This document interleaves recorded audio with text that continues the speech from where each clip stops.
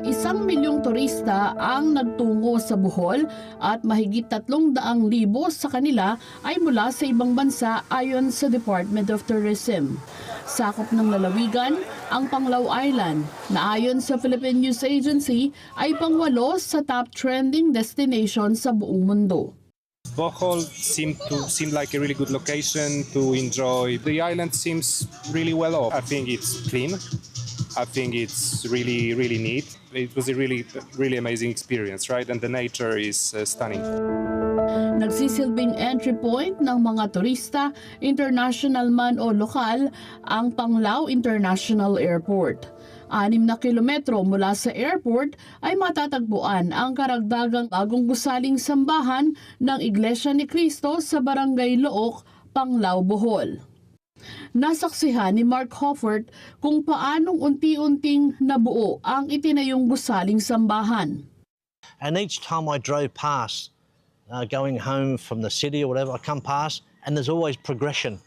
There's always something new. It wasn't just like that little part, but the steeples were put up or the fence was put up or the surroundings were beautified. So there's always something happening. And the workers here, they just tremendous workers. Just unbelievable. Maging ang mag-asawang Alan Jester at Kathleen Ocol na mga Boholanong naninirahan sa Melbourne, Australia ay humanga sa ganda ng gusaling sambahan.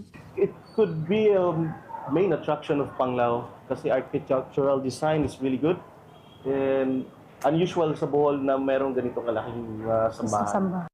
Sa kauna-unahang pagkakataon ay isinagawa ang isang pagsamba sa bagong gusaling sambahan. Sa atas ng Executive Minister ng Iglesia ni Cristo, pinangunahan ng kapatid na Bienvenido Santiago, Ministro ng Ebanghelyo, ang pagtatalaga sa Panginoong Diyos ng 874 seating capacity na gusaling sambahan. Nasaksihan ni kapatid na Edelito Kaka kung paanong nagsimula ang lokal ng Panglao.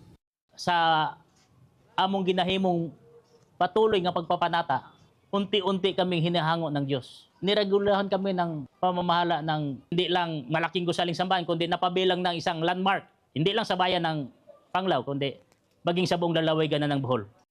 Dagdag pa ni Mark Hoffert na dating trainer sa civil construction ng Australia, ang bagong gusaling sambahan ay napakabilis na naitayo. And even though it's built quickly, it's built correctly because I saw there's different stages of when it was built.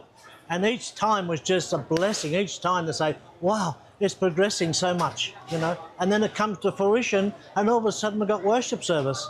We go, wow, how things happen from the dirt up. Ang bawat gusaling sambahan na itinatayo ng Iglesia ni Cristo ay tinitiyak na matibay at ligtas na gamitin.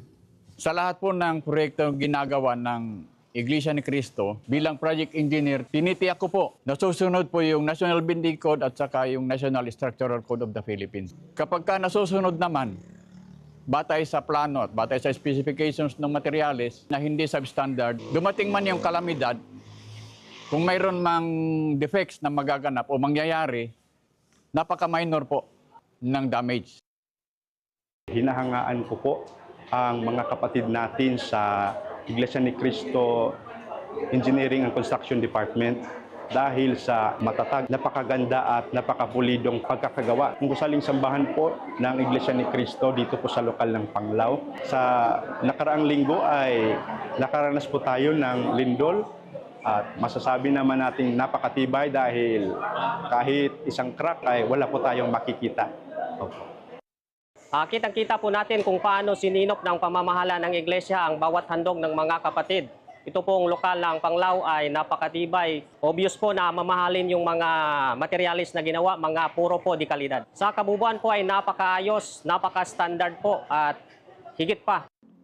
Nagpapasalamat po tayo sa ating Panginoong Diyos sapagkat niloob niya sa pamamagitan po ng ating tagapamahalang pangkalahatan na kinasangkapan, ang kapatid na Eduardo Bimanalo, na pinagkalooban po kami ng isang magara at modernong gusaling sambahan sa lokal po ng Panglao.